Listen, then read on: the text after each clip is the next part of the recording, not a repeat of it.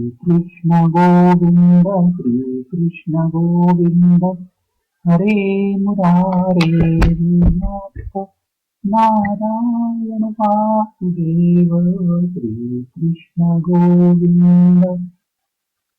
श्रीमद उद्धव गीता अध्याय 15 सांख्य योग. भगवान उद्धवास पुढे सांगू लागले, उद्धवा, आता तुला मी सांख्य योगाचे विवरण करू सांगतो. प्राचीन काळी ऋषी मुनींनी याचे अनुसरण केले होते. त्यावेळी जीव या योगास उत्तम प्रकारे जाणून घेतो. त्यावेळी तो भेद बुद्धी मूलक सुखदुःख रूप भ्रमाचा तत्काळ त्याग करतो. हे सत्य आहे की ब्रह्मामध्ये कोणत्याही प्रकारचा विकल्प नाही. ते केवळ अद्वितीय सत्य आहे.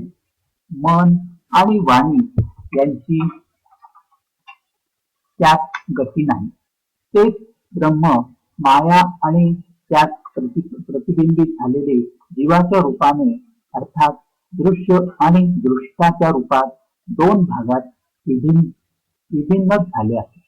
त्यातील एका वस्तूस प्रकृती म्हणतात. या प्रकृतीने या जगतात कार्य आणि कारण यांचे रूप धारण केले आहे. तिला पुरुष असे संबोधन केले जाते. भगवान पुढे म्हणाले, उद्धवा, मी जीवास शुभ अशुभ कर्मानुसार प्रकृतीला शब्द केले आहे. त्यावेळी तिच्यापासून सत्व रज आणि तम हे 3 गुण प्रकट झाले. त्यांच्यापासून या शक्ती प्रधान मोहतत्व प्रकट झाले. हे दोन्ही परस्परात मिसळलेले आहेत. महत्त्वात विकार असल्याने अहंकार व्यक्त झाला. हा अहंकारच जीवास मोहात घालणारा आहे. हा 3 प्रकारचा असतो. सात्विक अहंकार, राजस अहंकार आणि तामस अहंकार. हा पंच तन्मात्रा आणि त्यांच्या पासून पंच महाभूते निर्माण झाली. राजस अहंकाराने इंद्रिय निर्माण झाली. सात्विक अहंकारापासून इंद्रियांच्या 11 अधिष्ठान देवता निर्माण झाल्या. सगळे पदार्थ माझ्या प्रेरणेने एकत्र होऊन परस्परात मिसळून गेले आणि त्याने हा ब्रह्मांड रूप अंड निर्माण केला. हा अंड माझे उत्तम निवासस्थान आहे. ज्यावेळी हे अंड जळात स्थिर झाले त्यावेळी मी नारायण रूपाने त्यात विराजमान झालो. माझ्या नाभी कमलातून विश्व कमळाची उत्पत्ती झाली. या कमळावर ब्रह्मदेवांचा आविर्भाव झाला. विश्व समष्टी अंतःकरण ब्रह्माने अत्यंत तीव्र तपस्या केली आणि त्याचे फळस्वरूप माझा कृपाप्रसाद प्राप्त करून रजोगुणाद्वारे भू गुहा सहा अर्थात पृथ्वी, अंतरिक्ष आणि स्वर्ग या 3 लोकांची आणि लोकपालांची रचना केली. देवतांच्या निवासासाठी स्वर्गलोक, भूतपिशाच आदींसाठी भुवरलोक अर्थात अंतरिक्ष, मनुष्यांसाठी भूलोक पृथ्वी यांची निर्मिती केली. तसेच असुर आणि नागांसाठी अतल, वितल, पाताळ आदी सप्तपाताळांची निर्मिती केली. योग, तपस्या आणि संन्यासाच्या द्वारे महरलोक, जनलोक, तपलोक आणि सत्यलोक रूप उत्तम गती प्राप्त होते. भक्तियोगाने माझे परमधाम प्राप्त होते. हे संपूर्ण विश्व कर्म आणि त्याच्या संस्काराने युक्त आहे. मी कालरूपाने कर्मानुसार त्याच्या फळाचे विधान करतो. या गुण प्रवाहात पडून जीव कधी बुडून जातो तर कधी वर येतो. कधी त्याची अधोगती होते तर कधी त्याला पुण्याच्या योगाने उच्च गती प्राप्त होते. भगवान पुढे म्हणाले, उद्धवा, कोणत्याही कार्याच्या पूर्वी अंती जे विद्यमान राहते ते सत्य असते. ज्याप्रमाणे घट निर्माण होण्याच्या पूर्वी ते मातीरूपच होते आणि घट फुटल्यावर सुद्धा ते मातीरूपच होणार. यामुळे येथे माती हेच सत्य आहे. या विश्वाचा उपादान कारण प्रकृती आहे. परमात्मा अधिष्ठान आहे आणि याला प्रकट करणारा काल आहे. व्यवहार काळाची ही विविधता वस्तुतः ब्रह्मस्वरूपच आहे आणि मी ते शुद्ध ब्रह्म आहे. जोपर्यंत परमेश्वराची तीक्ष्ण शक्ती आपले कार्य करीत असते जोपर्यंत त्यांची पालन प्रवृत्ती चालू राहते तोपर्यंत जीवांच्या कर्मभोगासाठी कारण कार्यरूपाने हा सृष्टीक्रम निरंतर चालू राहतो. भगवान पुढे म्हणाले, उद्धवा, ज्यावेळी मी कालरूपाने विराट स्वरूपात व्याप्त होतो त्यावेळी प्रलयाचा संकल्प करतो. त्यावेळी प्राण्यांची शरीरे अन्नात लीन होतात. अन्न बीजामध्ये, बीज भूमीमध्ये आणि भूमी गंध तन्मात्रामध्ये लीन होऊन जाते. मग गंध जळात, जल आपल्या गुण रसात, रस तेजात आणि तेज रूपात लीन होऊन जाते. रूप वायूमध्ये, वायू स्पर्शात, स्पर्श आकाशात आणि आकाश शब्दात मात्रा मध्ये लीन होऊन जाते. इंद्रिये आपल्या कारण देवतांमध्ये लीन होतात आणि अंती राजस अहंकारामध्ये समावून जातात.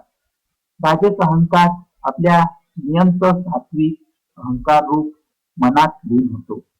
ज्ञानशक्ती आणि क्रियाशक्ती प्रधान महत्त्व आपल्या कारण गुणात लीन होते. गुण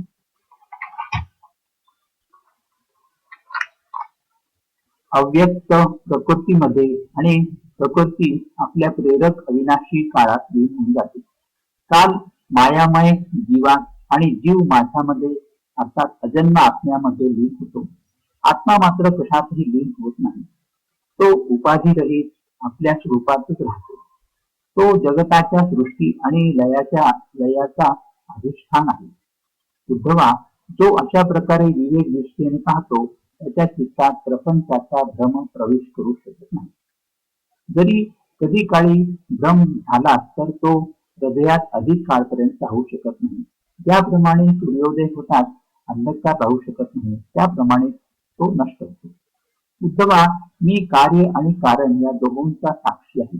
मी तुला सृष्टी निर्मितीपासून ते प्रलयापर्यंत आणि प्रलयापासून ते सृष्टी निर्मितीपर्यंत सांख्य विधी सांगितली आहे. याने संदेहाची संशयाची गाठी तुटून जाऊन पुरुष आपल्या स्वरूपात स्थित होतो. येथे अध्याय 15 संपन्न झाले. अध्याय 16 तीन गुणांच्या वृत्तींचे निरूपण.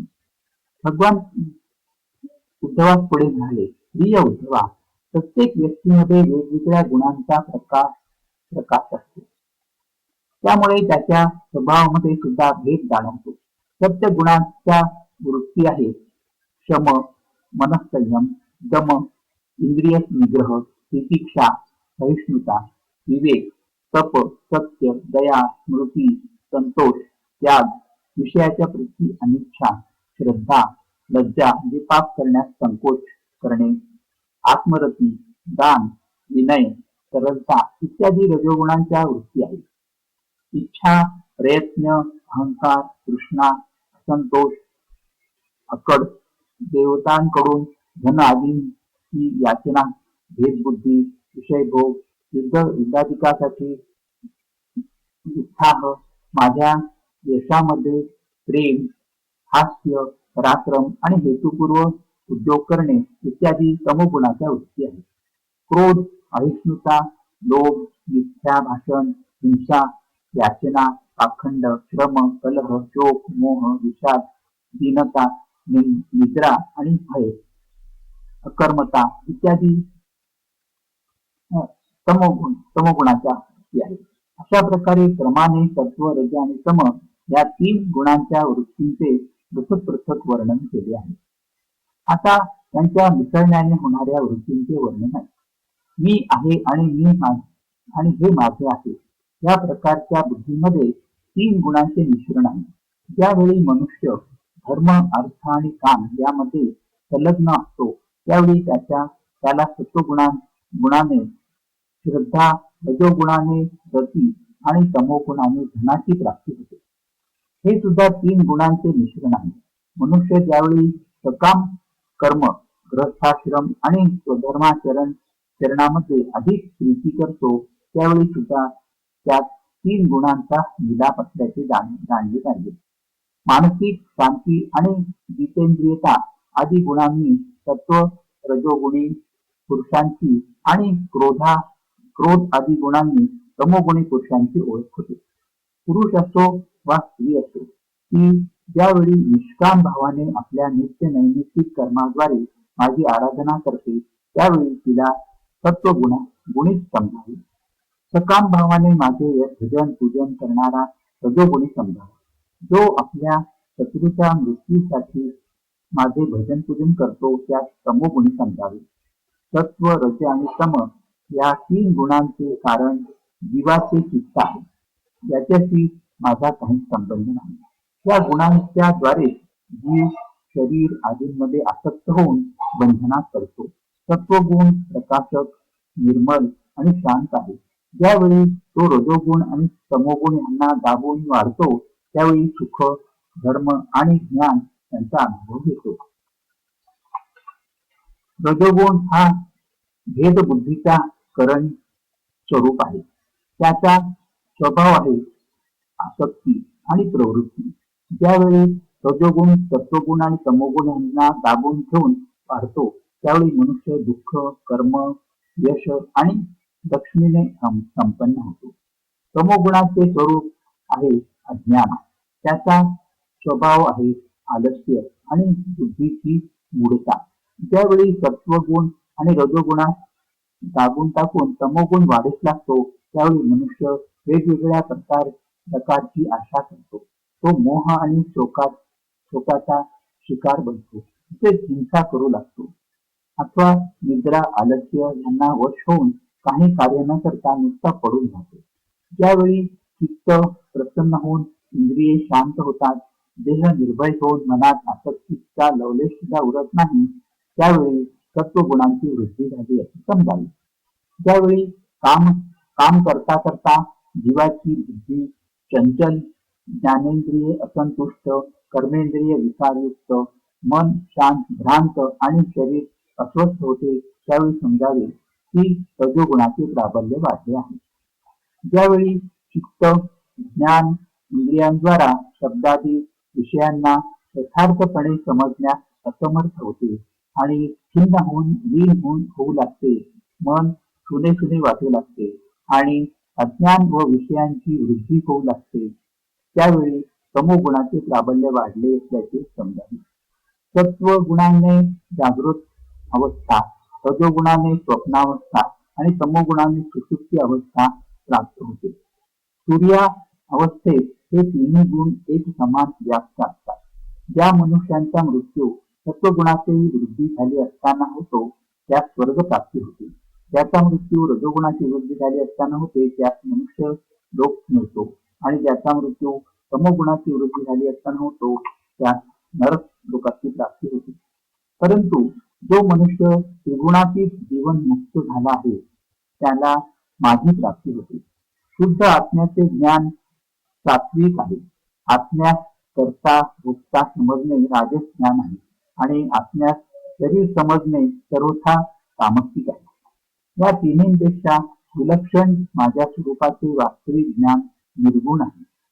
भगवान पुढे म्हणाले, प्रिय उद्धवा, जीवाला जितक्या योनी प्राप्त होतात, त्या सर्व जीवांच्या गुण आणि कर्मानुसार होतात. समस्त गुण चित्ताशी संबंधित असतात. जो जीव त्यांच्यावर विजय प्राप्त करून घेतो, तो भक्तियोग द्वारा माझ्यातच परिनिष्ठित होतो आणि अंती माझे जे वास्तविक स्वरूप, ज्याला मोक्ष सुद्धा म्हणतात, ते प्राप्त करून घेतो. हे मनुष्य शरीर अत्यंत दुर्लभ आहे. या शरीरातच तत्वज्ञान आणि त्यात निष्ठारूप विज्ञानाची प्राप्ती संभव आहे. यासाठी हा जन्म प्राप्त झाल्यानंतर बुद्धिवान पुरुषाने गुणांच्या आसक्तींना बाजूस सारून माझे भजन करावे. विचारवंत पुरुषाने अत्यंत सावधपणे सत्वगुणांच्या सेवनाने रजोगुण आणि तमोगुणात जिंकून घ्यावे. इंद्रियांना वश करून माझे स्वरूप जाणून माझ्या भजनी लागावे. आसक्तीचा लवलेश सुद्धा असू देऊ नये.